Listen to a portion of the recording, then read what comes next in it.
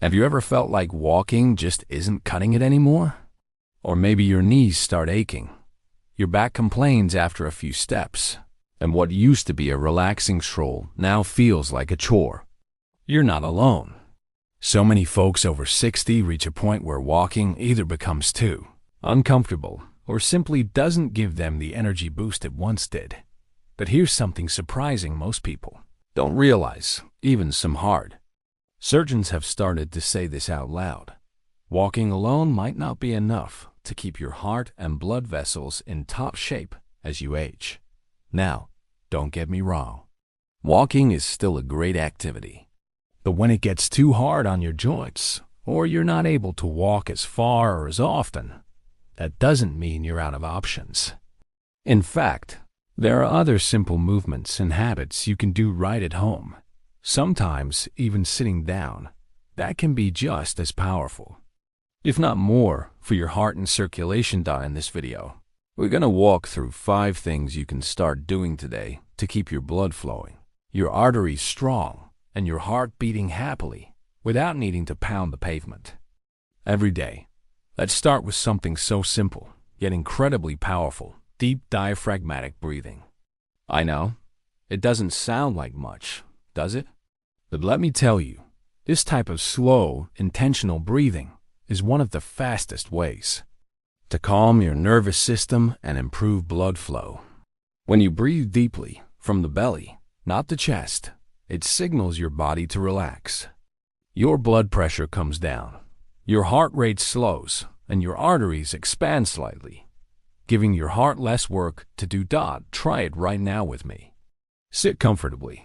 Put one hand on your chest and the other on your belly. Take a slow breath in through your nose for 4 seconds. Hold it for 2. Now breathe out gently through your mouth for 6.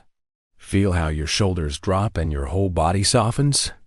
Just doing this for 5 minutes a day can lower your stress hormones and support your circulation. And the best part? You can do it sitting, lying in bed, even while watching TV. Now, once your body's in a relaxed state, it's easier to get blood moving in a gentle way. And that brings us to the second habit: seated leg and foot pumps. Think of this like a mini workout for your veins. You see, your calf muscles act like a second heart. Every time they contract, they help push blood back up toward your chest. That's especially important as we age, because blood tends to pool in our lower legs, making us feel tired, dizzy, or swollen. If you're sitting on a chair or couch, try this. Lift your heels while keeping your toes on the ground, then slowly lower them. Now do the opposite. Lift your toes while keeping your heels down. You're pumping the blood in and out of your lower legs. And if you repeat this for just a couple of minutes, you'll start to feel the difference. Do it several times a day, while reading, watching a show, or chatting on the phone. It's simple, safe, and your heart will thank you for it. And here's the thing. You don't need to break a sweat to improve your circulation. You just need movement that tells your body, hey, we're still alive and kicking down here. That little bit of motion keeps your vessels flexible and responsive, which is one of the best ways to reduce your risk of heart attack or stroke. Speaking of which, let me tell you a quick story. My neighbor, Mr. Fan, he's 74, used to be a walker, rain or shine, but his knees started giving him trouble. Instead of giving up, he switched to these simple leg pumps and added some deep breathing. Within a few weeks, he told me, I don't get dizzy when I stand up anymore. And his doctor said his blood pressure readings had improved. That's the power of small, intentional changes. Now that you've got your blood gently flowing, there's something else that can really wake up your circulation, especially in the morning. So grab a glass of water, and we'll talk about that next asterisk. So, you've done your deep breathing and those gentle leg pumps. You're already sending signals to your body that it's safe, strong, and awake. But here's something that's just as important, and most people overlook it completely. Hydration. Now, I know, you've heard drink more water 1,000 times. But stay with me here. After age 60, your body becomes less sensitive to thirst. That means you might be slightly dehydrated without even realizing it. And what happens when you're dehydrated? Your blood gets thicker.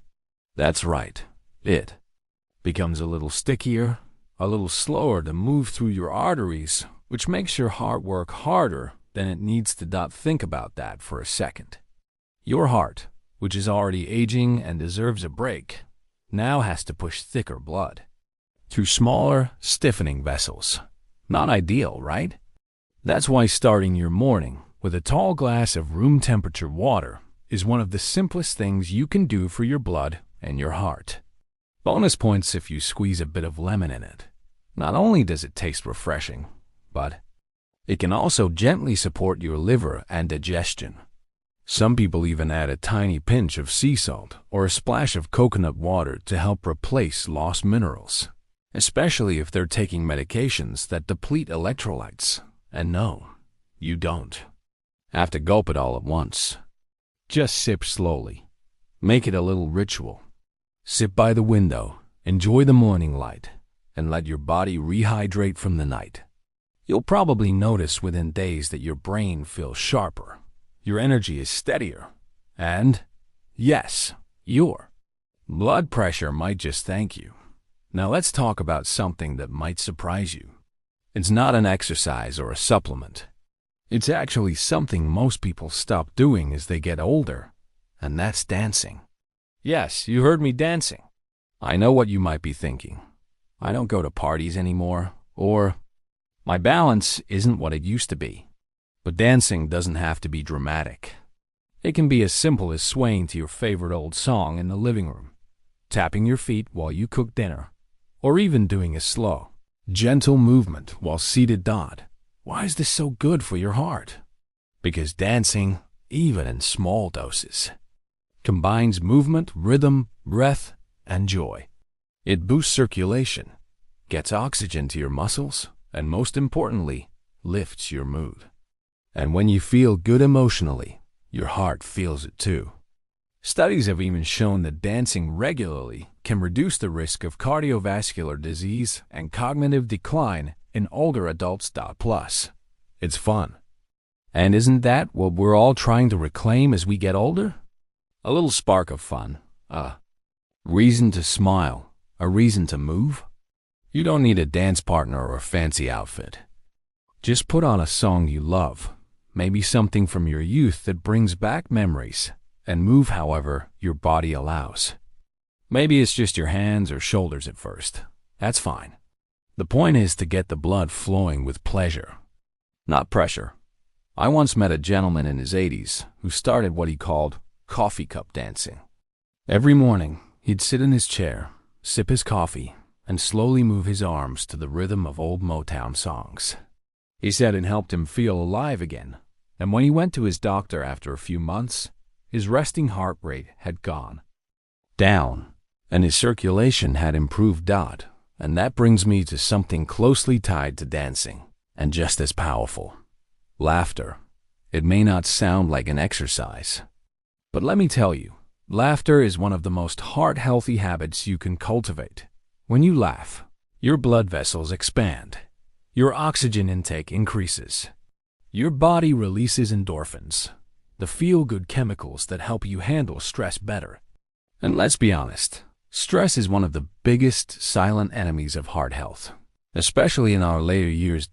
So whether it's watching a comedy, sharing jokes with friends, or just laughing at your own clumsiness in the kitchen, don't hold back. Make space for humor. It doesn't just lighten your mood. It literally lightens the load on your heart. So let's take a breath for a moment. Think about everything we've talked about so far. Deep breathing, gentle leg movements, starting your day with water, dancing, laughing. These aren't medical procedures. They're not expensive. They're not complicated. But they work because they speak to what your body really needs: movement, oxygen, joy, hydration, and connection. And believe it or not, there's one more habit we haven't touched on yet, one that heart surgeons have quietly recommended for years: that most people still ignore. That last habit I mentioned?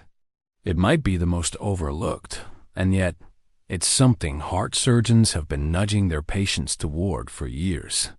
Not a medicine, not a machine, just connection.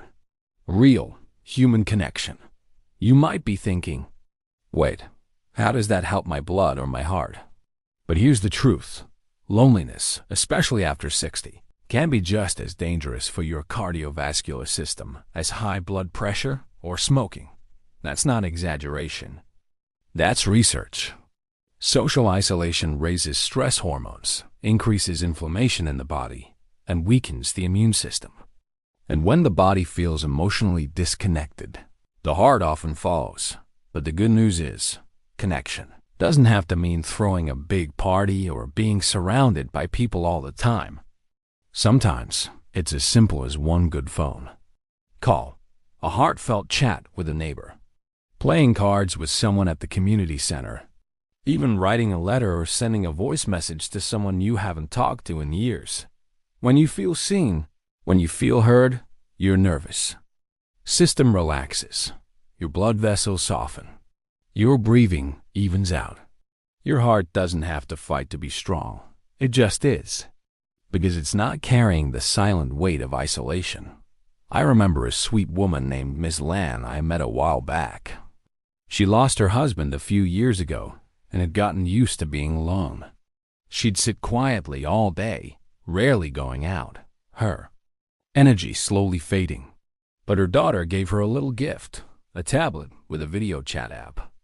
And every morning, they'd talk for 10 minutes while sipping their morning tea together. That one simple habit, it changed her whole demeanor. She smiled more. She started singing again. Her blood pressure even dropped, because her heart had something to beat for again. So if there's someone you care about, reach out. And if there's no one right now, that's okay too.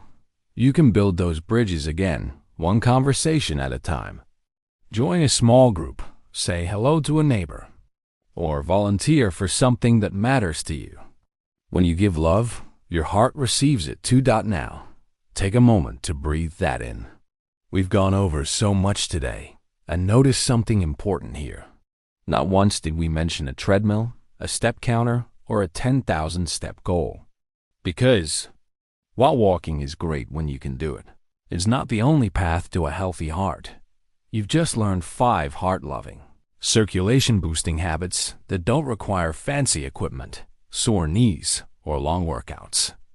Deep breathing that soothes your nervous system. Gentle leg movements that pump blood efficiently. Morning hydration to thin and energize your bloodstream. Joyful movement like dancing, even if seated. And meaningful connection, the kind that strengthens your heart from the inside out. Each of these habits, on their own, is powerful. But together, they create a daily rhythm, a natural flow that tells your body, I'm still living and I'm living well. And that's what healthy aging is really about. Not just surviving the years, but filling them with calm, purpose, and warmth. So if you've been feeling a little stuck lately, like walking isn't an option anymore, or your energy's been dipping, or your doctor's giving you that look at every checkup, don't give up. These are your tools, and you've got more control than you think. Even better, you don't have to do it all at once. Start with one habit. Maybe tomorrow morning, just breathe deeply for 5 minutes. The day after, add some leg pumps while you drink your water. Let it grow from there. No pressure. No perfection. Just gentle progress. Your heart has been beating faithfully for decades. Isn't it time we gave it a little extra love in return? And before you go, I'd love to hear from you. What habit do you want to start with? Or maybe you've got a tip that's helped your health after 60. Drop it in the comments, not just for me, but for others who are reading and might need encouragement today. If this video brought you value, give it a thumbs up. It helps more seniors find this kind of life-changing content. And don't forget to hit the subscribe button so you never miss a tip that could support your health. your heart, and your happiness. Here's to living your best life at any age. Not in fear, not in pain, but in strength, grace, and joy. You've got this. And I'm right here cheering you on.